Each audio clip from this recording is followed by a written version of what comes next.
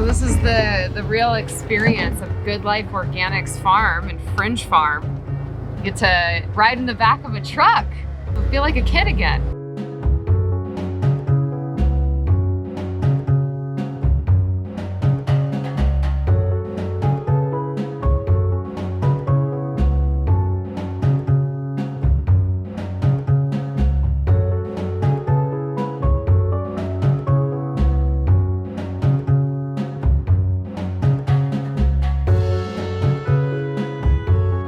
Started growing tropical fruits. I think he said avocado and, do you remember what it was? Citrus. It was a citrus. So, avocado and cherimoya were first, that's right. And then they were getting into some like different limes and different citruses.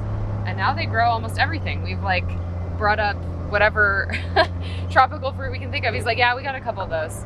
So, wow. Wait, hold on. Are we in Tuscany? It's gorgeous. Oh yeah, look, the ocean over there. It's so nice. Okay, so we're just gonna like hide here, right? Never come back. Yeah. Yeah. He'll find us. We're gonna be stowaways at the farm.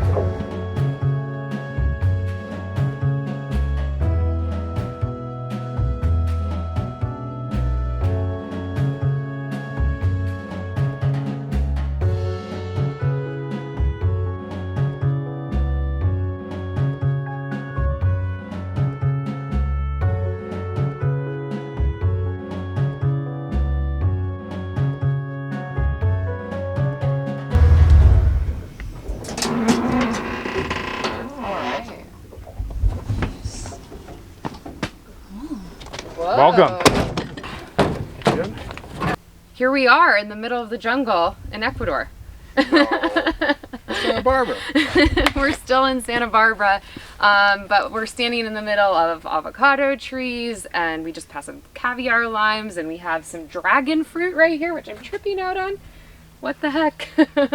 So tell us, what we're seeing, and, tell us a bit about the microclimate that you've created here. Well, we're at a really cool spot of the farm. Like you said, it feels like a jungle, and that's intentional to do that. And just where you stand, you already pointed out, you have an avocado tree with avocados on them. You have dragon fruit, otherwise known as pitaya, growing up the trunk. Underneath, you have coffee plants on either side. And finally, believe it or not, sneaking up behind you is a passion fruit. Oh, yeah. Here's a passion fruit right here. Right there. So this is like what I call the layered agricultural system. So we're really like growing in cubic meters or feet, right? We're trying to get as much as we can out of the land. And originally during that drought we had about 5 years ago, I just started planting things kind of more on top to maximize my nutrition. Right. And it worked out pretty well. There's still a lot of work to be done in terms of like managing weeds and canopy, but what I have found through like these heat waves and cold, they all really protect themselves, and we're creating a little bit of a system here. Yeah, because there is like, typically when coffee is grown like in Central America, there are a lot of companion plantings that are employed by farmers there, correct? In order to protect give shelter and also to rejuvenate the soil. Right. The driving force for shade coffee in the tropics is to slow down the maturation of the coffee bean. Okay. So instead of 6 months, if they can get to 8 months, you actually have a quality change. And so they either go, farmers either go higher in the mountains or they put shade in. In California, we're doing a lot more layered system to protect from wind and these heat spikes we get and some frost. So the plants are liking it, but for different reasons here in Southern California. Okay, interesting. So is this the only 4 species that you kind of tend to integrate, or does it get even more complex? Well, this is kind of like ground zero of the layered system. Okay. And so now with our farms, we're looking at more intentional systems. So we take into account the orientation of the slope, we take into account the soil type, the wind direction, and then we design our farms and bring in new plants to protect the primary crops and secondary crops. Right. We're also taking a closer look into what's happening underground that we can't see. So there's an exchange of nutrition and microbes and carbon sequestration opportunities that are happening in this layered system. And that's based on what you're planting here, or is that like amendments that you're adding to the actual soil?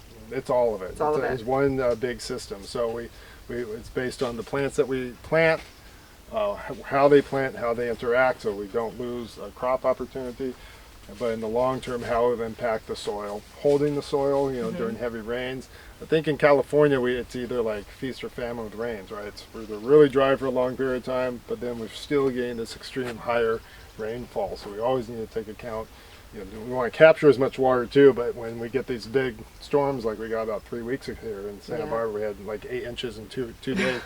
We need to make sure the land's going to be stabilized so we don't lose our valuable soil. Right, and I know that you guys are starting to experiment with the Inga tree, the ice cream bean, right? And I was reading up on that a bit and found out that not only is it, it's nitrogen fixing because it's a legume, which is great, and it provides that kind of protection to crops like coffee and cocoa, but then because it's so fast growing, you can actually cut from it, and people have used it along topographical lines to prevent erosion as well. Yeah, no, it's a very versatile tree. Would you like to see some? I would.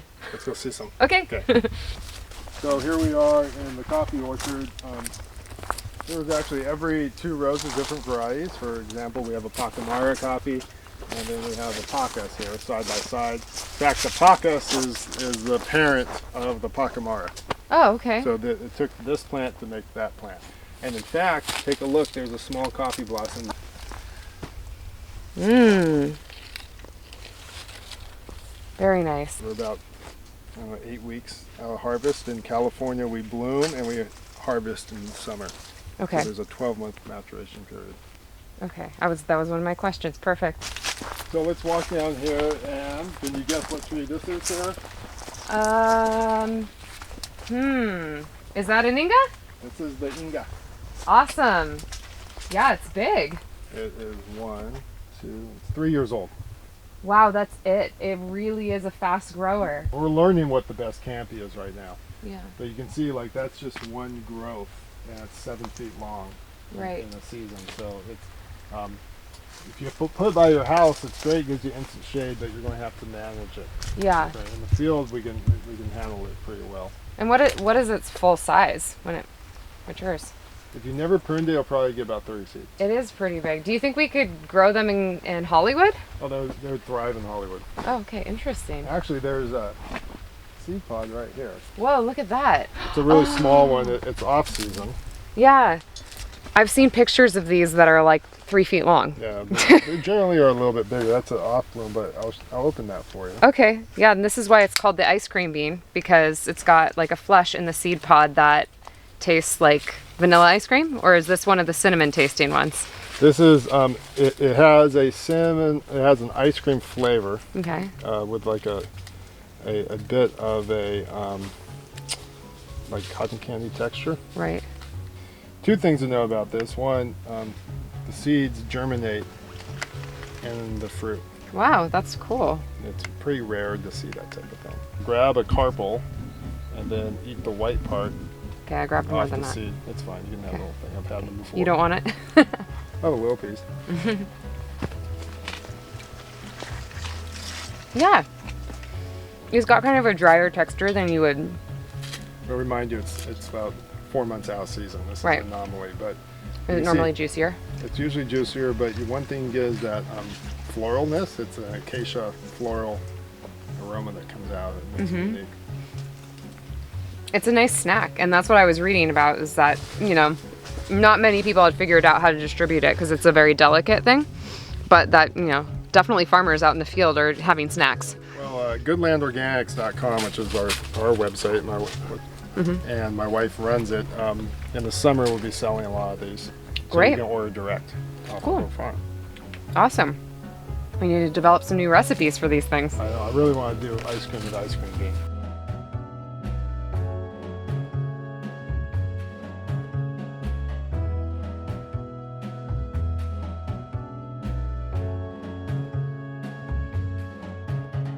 Here we are with all my children. You dress the part. Yeah. You can barely see you. They're frost and wind shelters, so what they do is they provide just early protection for the tree. Okay. And then when we remove them in like 3 weeks, they have a good root system that developed over the fall and winter, and then they're really going to jump out of the ground and be almost gain a whole season. So Cool. you never know. I mean, every plant is an investment for the farmer, and so this just lets the farmer sleep a little bit better at night when it's windy and rainy, or in this case we had hail, and it kept the hail off the plant. And we were just at the block where I've been 20 years of building a layered system, but this block is one of our first blocks which we're encouraged to incorporate more regenerative practices. And so we have coffee, as you see, for our productive and profitable crop under shelters, but we also have incorporated some of those other plants we've been working on for understory and overstory. Right. So we have over 9 different types of species of plants here interplanted. Wow. And the vision here in about 3 or 4 years we'll have that layered system that's highly productive and is respecting the orientation of the land. So things like the Suriname cherries are here, the ingas, we left some avocados that will now get bigger and provide that extra protection that we want.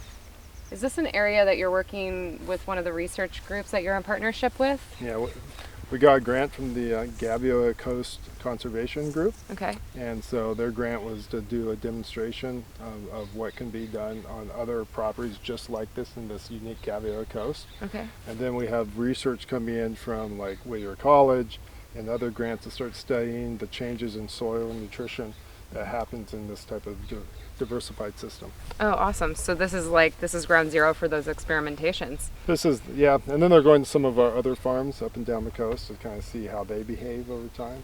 Very exciting. I mean, I want to come back in 3 or 4 years and see what this place looks like. I think based on what we saw of the Inga tree growth over there, it's going to be a whole different world. Yeah, and you can plant and you can harvest your plant that we planted earlier. Yeah. Too. Okay, is that an invitation? Because we'll be back, right, guys? You should come back.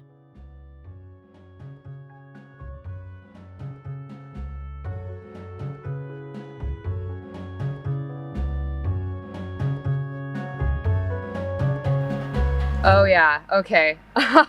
Now I get it. Yep, that's the caviar line for sure. Are these delicious? Oh, they're amazing. They can take any ordinary dish and just totally elevate it as a garnish.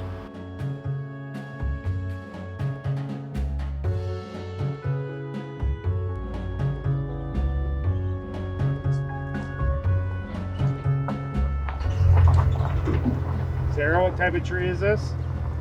That's a casuarina, right? Correct. Well, it's cool to see them big and see, what type of, structure that they have and why that's, beneficial for wind screening. Yeah, I like the casuarina so much I named my daughter after it. That's right, but with a K. With a K. Very cool.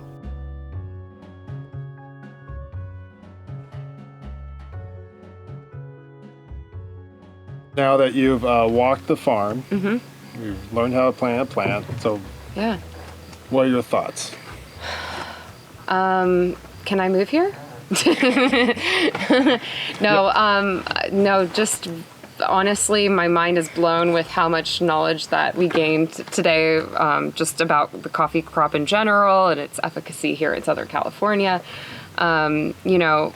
I'm also really impressed by, the level of experimentation you have. My proud moments are when a farmer is beginning to convert from a conventional monoculture farming system into a more layered system, more specialty crop system. I want them to head in that path. We don't require them to be regenerative, but take certain principles and apply them to what they can do. And so I like to find this hybrid approach of being still attentive to the demands of the markets and agriculture, but be more conscious to how they farm, be more conscious to the changes in the climate, and then hopefully that will intercept with the demands of the consumer. The consumer, I think, wants to see this type of farming nowadays. So I think that's super important to be able to describe that to them, and to be able to demonstrate it. So yes, if some of the farms become regenerative, that would be a bullseye, but even farms that are moving towards just more sustainable, moving to certified organic, or just doing things that take a little bit more care is super important to what Frinj Coffee and what we want to do. Yeah, so it's like really you're going for that win-win-win situation for the environment, for the consumer, and for the farmer. Yeah, I mean, that is like what they call a triple bottom line, you know. And I think we have this, I think coffee's given us the ability to have that conversation and to start investing that way. And so, but it's taken a couple decades to get there. It's not like we just did this last year. It's something that's taken quite a few years. And there's still, it's agriculture, so there's still, you know, we're in the right direction, but it's like sailing. You just have to do little course corrections, but try to stay in the general right direction. For me, you've opened up my mind to way more possibilities for the kinds of food that I can grow here, and I'm excited to get back in there and start digging in the soil and making room for more trees. I might have to take some out at this point because my whole yard is like an orchard at this point, but it's fun. I need one of those caviar limes for sure. Thanks so much, Jay. Cheers. Cheers.